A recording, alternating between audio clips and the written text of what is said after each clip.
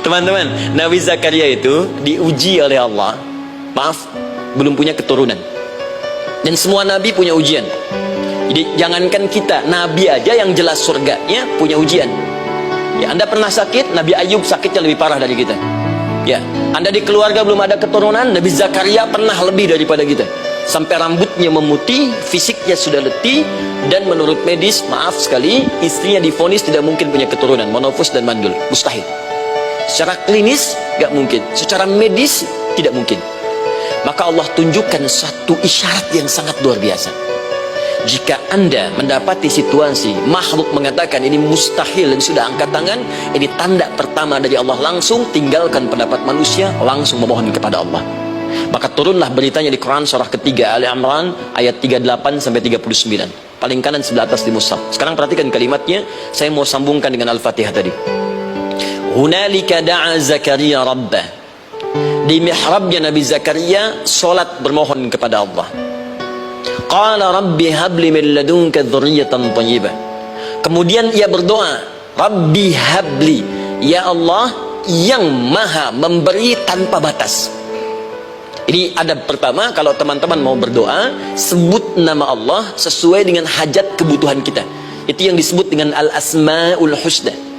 Di Asma'ul Husna itu bukan nama-nama indah yang sekedar dihafal, bukan. Tapi nama yang diberikan oleh Allah sesuai dengan kebutuhan hidup kita. Dalilnya Quran surah ke-17 ayat 110. Ya, paling kanan sebelah atas di mushaf, ke pertengahan. Ya, kata Allah, Qulid Allah. Jika Anda punya persoalan, sebut nama Allah. Allah Awir Rahman atau Ar-Rahman. Ayyamma tad'u, tapi kalau Anda ingin spesifik meminta, falahul asma'ul husna. Pilih nama Allah, ia punya nama-nama yang indah sesuai kebutuhan kita. Jadi kalau teman-teman misalnya minta kelancaran rezeki, sebut ya Allah ya Razzaq. Anak mau ujian, ya Allah ya Al-Alim.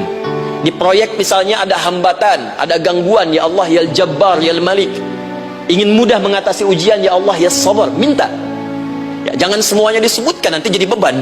Ya, Allahumma ya Rahman ya Al-Malik ya Al-Quddus ya Sabar, gitu kan? Yang tadinya nggak punya masalah jadi macam punya masalah, gitu kan?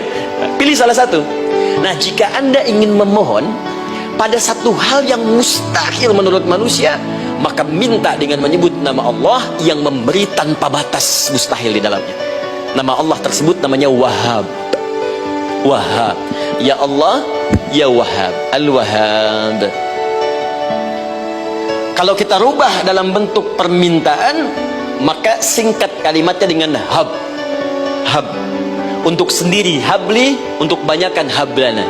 Rabbana hablana min azwajina wa dzurriyyatina qurrata a'yun. Nabi Zakaria minta karena sendiri yang mengalami situasi itu, maka beliau katakan, Rabbi habli, ya Allah habli min ladunka, ya Allah yang tak punya batas dalam pemberian. Mereka mengatakan aku tak akan punya keturunan. Mereka mengatakan mustahil aku punya anak. Dan aku yakin kau memberi batas tanpa memberikan pemberian tanpa batas. Aku mohon darimu saja, darimu saja, dzurriyyatan thayyibah, keturunan-keturunan terbaik. Innaka sami'ud du'a, engkau pasti mendengar doa saya.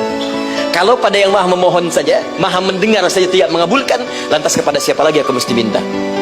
Tapi poinnya bukan itu. Poinnya adalah ini disampaikan oleh Nabi Zakaria dalam keadaan sedang sholat, masih berdiri dalam sholatnya. Dalam bahasa Arab berdiri disebut dengan qaimun, qaim, berdiri. Sedang sholat disebut dengan yusolli. Perhatikan ayat 39-nya. Fanadatul malaikatu wa huwa qaimun yusolli fil mihrab. Maka seketika ketika doanya selesai dipanjatkan, sholatnya belum selesai. Doanya selesai dipanjatkan, seketika datang malaikat menyampaikan, kamu dapat kabar gembira, Anda akan punya anak, bahkan namanya langsung diberikan oleh Allah, Yahya, artinya hidup. Yang mustahil menurut manusia, lahir dari rahim seorang perempuan yang divonis monofus dan mandul, kata Allah, bagiku yang gak ada yang mustahil. Jadi dan hidup dia. Kapan itu terjadi? Masih sholat dan belum selesai dalam sholatnya, dalam keadaan berdiri.